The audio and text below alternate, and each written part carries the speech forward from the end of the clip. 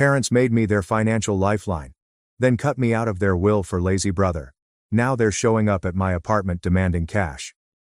My name is Aiden, and any questions I had about my place in my family were eradicated the day I learned about the will. It wasn't even a dramatic sit-down in which my parents revealed the news. No. I found out purely by mistake, via sheer dumb luck. It happened a few months back when I was at their house, which I had been helping them pay for the past 5 years. The mortgage, the occasional supermarket run, and even household repairs. I was the one who kept everything together, while my brother Noah did nothing. And when I say nothing, I actually mean nothing. No job, no obligations, just sitting around waiting for life to deliver him everything on a silver platter, which evidently my parents were more than glad to do. That day, I was assisting my father with some paperwork, because as usual, neither of them could be bothered to figure out how to do things for themselves. He had requested me to scan certain documents for him, a slew of legal and financial documents, and I didn't think twice about it until I saw them. A folder labeled, Estate Plan and Last Will and Testament, was right there in the stack. I don't usually snoop, but curiosity got the better of me.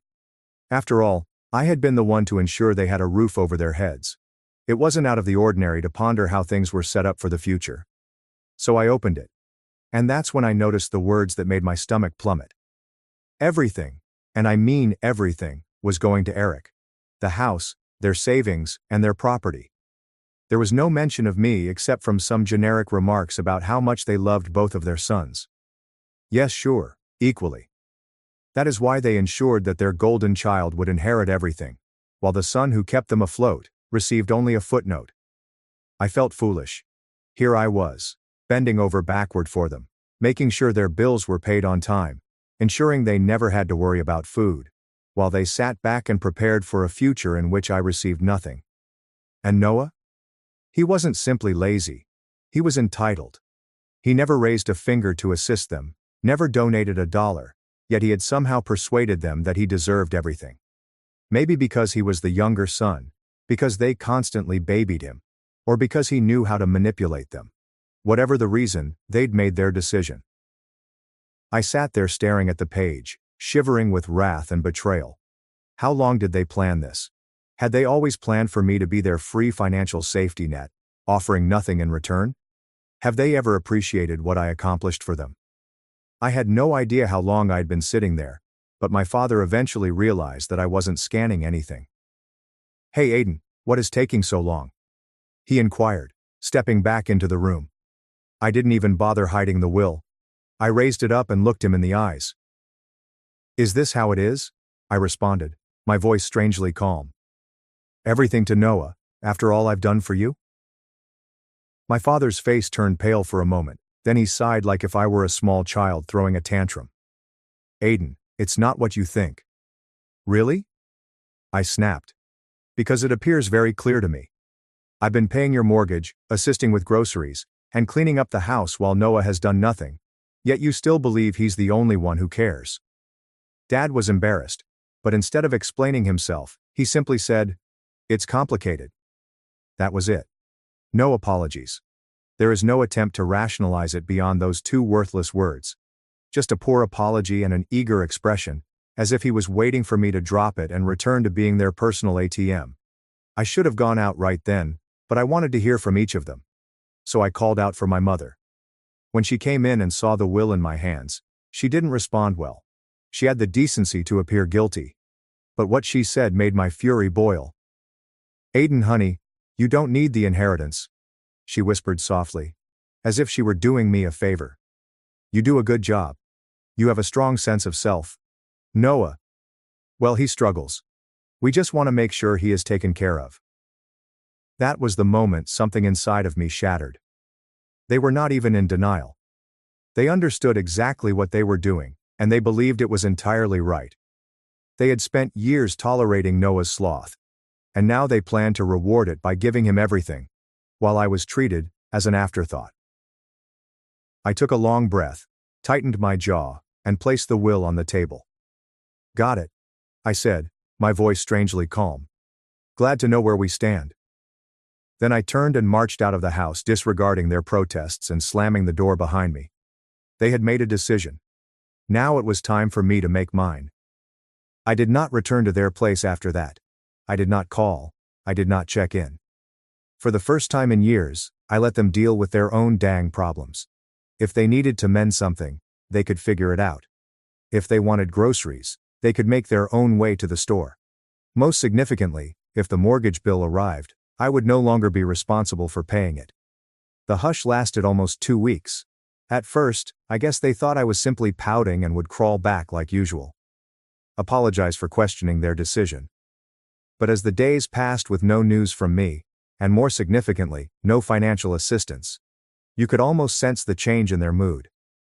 Then one afternoon, my phone vibrated. Dad texted, "The property taxes are due." That was all. No. "Hello. How have you been?" No. "Sorry for what happened." No. "We sincerely appreciate everything you've done." Just a cold transactional statement, as if I were still the walking bank they might tap into at any time. I stared at the computer for a time, almost amused by how predictable the results were. They truly believed that they could simply demand money as if nothing had happened, and that I would continue to serve as their financial safety net, even after they made it apparent that I was disposable. I said calmly, "I'm sure Noah will handle it, since the house is his and all." It took exactly 5 minutes until my mother called. I let it ring. Then another text came in. Mom texted, "Aiden, please don't behave like this. We need to talk." Oh, now they wanted to speak. Now that their debts were stacking up, reality was finally staring them in the face. I waited an hour before responding, "There's nothing to talk about. You've made your choice. Now you can live with it." I figured it was the end of the day. I had made my position clear, and no part of me felt terrible about it. But then Noah decided to join in. His text arrived late that evening. The moment his name appeared on my phone, I knew it was going to be something nasty. Sure enough, when I opened it, I was met with utter entitlement. Noah texted, "Dude, why are you such a drama queen? It's not a huge deal. Just help them out as you normally do." I almost laughed. Not a huge deal. He actually seemed as if I had no right to be upset about this. I responded by typing, "No, I think you've got it covered since you're the favorite and all." Noah texted, "Oh my God. Are you really furious about the will? Grow up, guy. It's only money." Oh, suddenly it was only about money. It didn't matter anymore now that he had the inheritance. The hypocrisy was staggering. I responded, "So you won't mind spending some of that money to pay for the mortgage, right?" Silence. A few minutes later my mother texted me again, this time in full guilt trip mode. Mom texted, "Aiden, we are your parents. The family takes care of one another. We did so much for you growing up, and now you're simply abandoning us." I had to take a deep breath to keep from tossing my phone across the room. Abandoning them. I'd spent years ensuring that they never had to struggle, while they coddled and rewarded Noah's lazy behavior. And now that they'd had to face the repercussions of their own actions, I was the bad guy. I was not falling for it. Not this time. I said, "You made it clear that I wasn't a member of the family when you left me out of the will.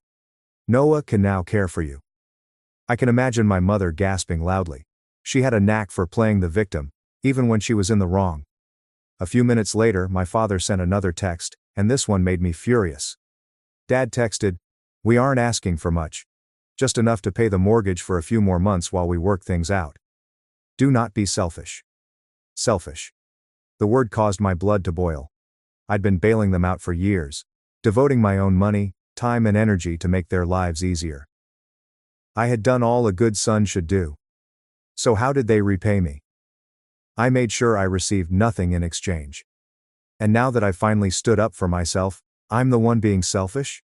I tightened my jaw, took a long breath and replied, "No. I'm finished." Then I shut off the phone. They'd made their choice. They were now going to have to live with it. The stillness lasted one day. I knew my parents would not give up so quickly, but I wasn't prepared for what happened next. The next morning, I received a notification on my phone. A bank transfer request. I grimaced as I unlocked my phone to check. It was from my mother. She had genuinely emailed me a request for money as if I were an ATM. "What is the amount?" $3,500. I looked at it in surprise, partially chuckling at the arrogance. There's no message. There's no explanation. Just a cold, blatant demand for the precise amount required to cover their outstanding mortgage. They didn't even ask anymore, they just assumed I would give in. I declined without hesitation. Not even 5 minutes later, my phone rang. It was Mom. I let it ring. Then followed another text. Mom texted, "Aiden, I understand you saw the request. Why did you decline it?" I took my time before responding. Because it is not my responsibility. Try Noah. Another call. Declined. Then another text. Her message read, "We're going to lose the house if you don't help us." Oh, this was an emergency. After years of exploiting me as a walking wallet, they were finally facing the repercussions. I responded, "Maybe you should have thought about that before deciding I didn't matter." A few seconds later, Dad joined in. "Dad, are you really going to let your parents be homeless?" That one had me laughing out loud. The manipulation was so obvious it was almost comical. They weren't broke. They were not going to be put on the streets.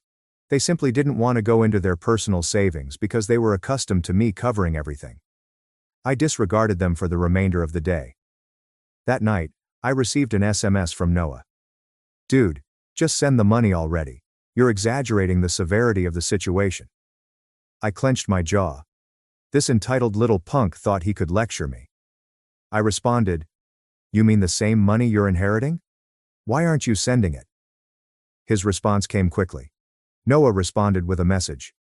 "You know I don't have that kind of cash right now." Oh, so it was now about cost. He was fine with me draining my accounts, but whenever it was his turn, he had nothing to offer. I said, "You'd better figure it out then, bro. You are the one they chose." No response. I went to bed feeling strangely relaxed, as if I had finally broken free from years of manipulation. However, the situation worsened the following day. I was at work when I received a call from my apartment's front desk. "Hey Aiden, your parents are here." I almost dropped my phone. "What?" I asked. She paused before responding.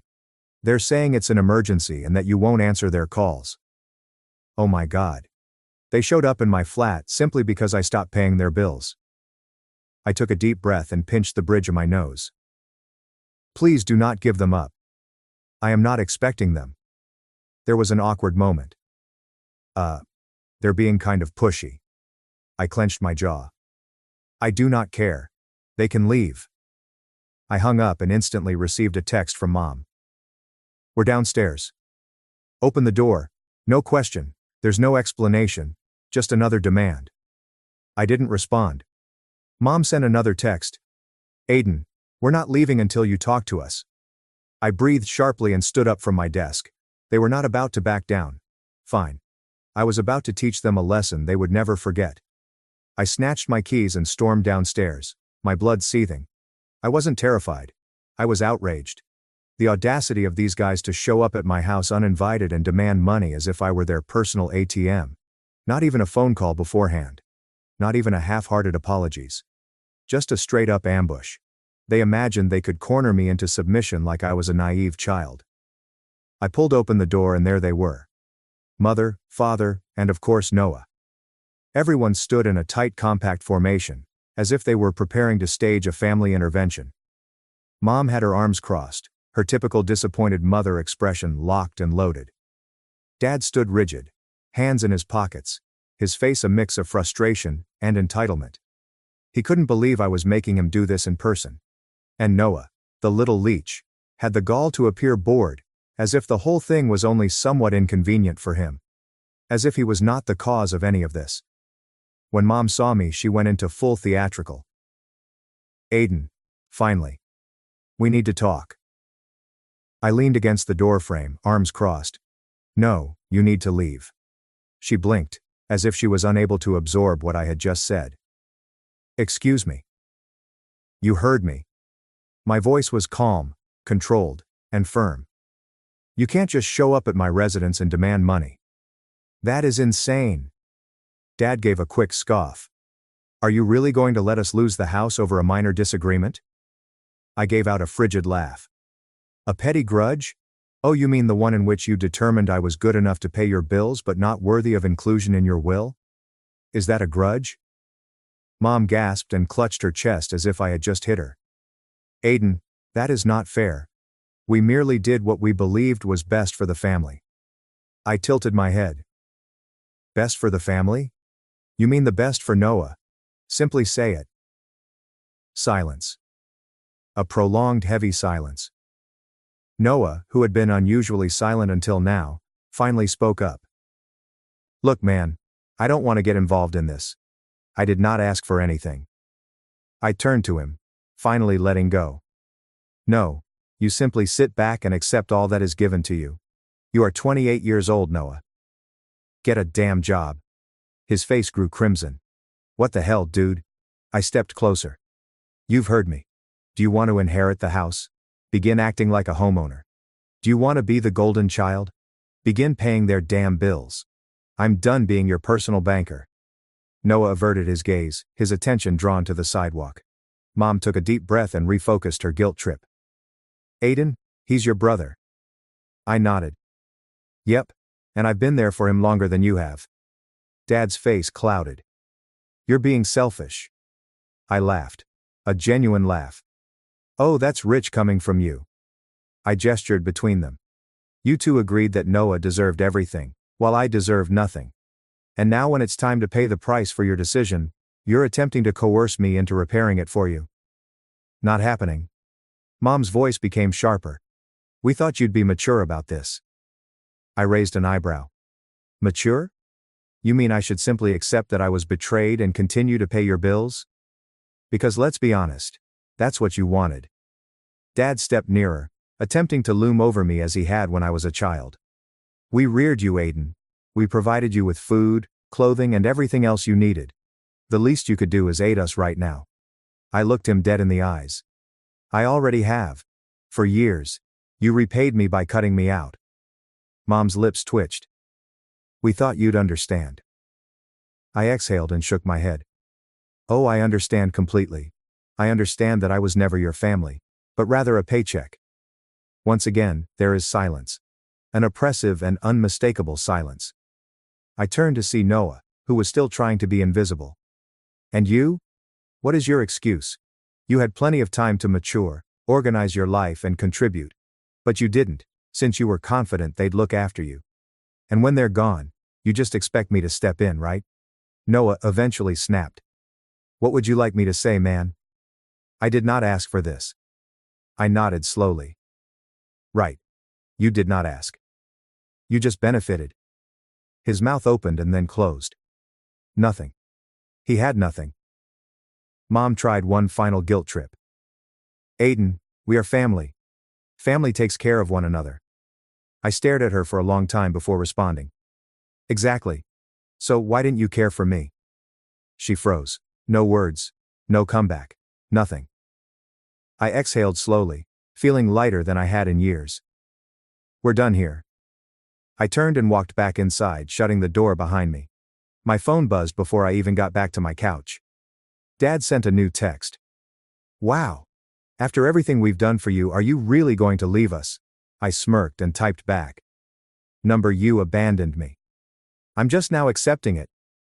I pressed send. Then I blocked their numbers. But I had no idea that blocking them would simply make matters worse. Things quickly spiraled out of control. Less than a day after blocking them, I began receiving posts on Facebook. My parents were never very tech-savvy, but they knew how to voice their problems online. Especially when they felt self-righteous. At first, I assumed it was simply my folks being dramatic. I mean, that was their go-to move. Broadcasting family dysfunction for all to see. But as I browsed through their pages, I realized it wasn't just about me not assisting with finances anymore. The posts were camouflaged as family affection, but they were carefully veiled attacks on me. Mom had said something about how she did not train her son to be selfish, and how true families support one another, no matter what. A handful of her acquaintances said I was a letdown and out of touch with what actually mattered. Then Dad responded with his own post. So-called family members should never abandon you when you need them the most. We sacrificed everything to our children, and this is how we were rewarded. My son, who should be aiding us in our golden years, has decided to desert us. He tagged me and added the passive-aggressive, "I hope you're happy," at the end. The real kicker, however, came from Noah. I should have known he'd join in on the drama. He shared a post full of inaccuracies. Some individuals believe that family is all about money. They do not realize that family is about love and sacrifice. I would do anything for my parents, but some individuals don't understand that. They're too caught up in themselves to know that true love is aiding those who reared you. He even made a disguised swipe at me. I wish some people could understand what it truly means to be family. I love my parents and appreciate everything they've done for me. That was it. That was my breaking point. I sat there staring at the TV in bewilderment. How had things come to this point? They turned the entire situation around. I was made the villain, the selfish son who refused to support his sacrificed parents. The son who didn't appreciate all the affection parents showed me throughout the years. How could they? I'd always been the person who worked hard. The person who donated. The person who has never complained. I had to accept that they had somehow convinced themselves that they were correct. And now they were informing everyone that I was the problem. I didn't want to react immediately. I took a step back, collected my thoughts, and waited several hours. I wanted to be sure I wasn't just jumping into something out of rage. But when I thought about it, I decided I couldn't let them get away with it. If they were going to drag my name through the mud, I was going to correct the record. So I grabbed out my phone and began typing. I created my own Facebook account, which I kept for close friends and true family, and wrote a lengthy update. I was not interested in playing their game. I did not want to get mired down in petty back and forths. I wanted to tell the truth. This is what I wrote. I know I've been silent for the past several days, but I can't keep it up any longer. My relatives have been spreading false information about me online. They've painted me as the villain, the selfish person who refuses to assist my parents in their time of need. I'm here to set the record straight. I've always assisted my family. I've been helping with bills, paying for groceries, and supporting them in any way I can since I was able to find work. However, there comes a moment when you can no longer give without being respected. Over the years, I've seen my parents favor Noah, giving him everything: the house, the money, and the attention. Meanwhile, I was expected to continue providing without ever being treated as equal. Some of you may be reading this and thinking, well, that's just how families work. But here's the truth. Family should be a mutual relationship. When I learned that my parents had left everything to Noah in their will, I recognized how one-sided our relationship had been. They did not give me a second thought. They've made it apparent that I'm only the one they can rely on when things go tough, not the one they truly want around unless it's convenient for them. For years, I've been responsible for paying for their lifestyle. I've paid for vacations, bills, and even assisted with things like house taxes. And for what? To be viewed as a backup plan? I am done. I am not merely a wallet from which they may withdraw money whenever they need it. I am a human being and deserve to be respected. I've earned the right to be treated like I'm important, not only when they need something from me. As for Noah, it is time for him to mature. He's 28 years old and has never worked in his life. He has never taken responsibility for anything. My parents have been enabling him for so long that it's no surprise he's their favorite. But here's the thing. He's had plenty of time to sort his life out. Now it's time for him to stand on his own 2 feet. Everyone who has been following this drama and supporting my parents should understand that every tale has 2 sides. Indeed, family is vital. However, it's also about mutual respect. I've contributed enough for a lifetime, and I won't apologize for taking a step back. This is not me turning away from my family. This is my last decision to choose myself. And to my parents, I wish you the best. But I'm done being your doormat. When I hit the post, I felt a sense of relaxation. For the first time in my life, I was telling the world the truth about my family. How they had taken advantage of me for years. How they had always expected me to be the one to save them, without ever considering my own needs. I wasn't going to let their story dominate my life anymore. The reactions were swift. Some people I hadn't spoken with in years came forward to offer their support. A handful of my cousins, my parents' friends, and even some distant relatives liked the post and messaged me privately, apologizing for what I had gone through. It was so liberating to finally have the truth out there, not hidden beneath guilt trips and deceptive conduct. Then followed the backlash. My parents and Noah went crazy. Noah texted me, "You are a traitor. You really have to air all of our business like this? You have no regard for family." Dad called me and virtually yelled into the phone. "You have ruined everything, Aiden. You're going to regret this. You will regret shutting us off. You will regret abandoning your own family."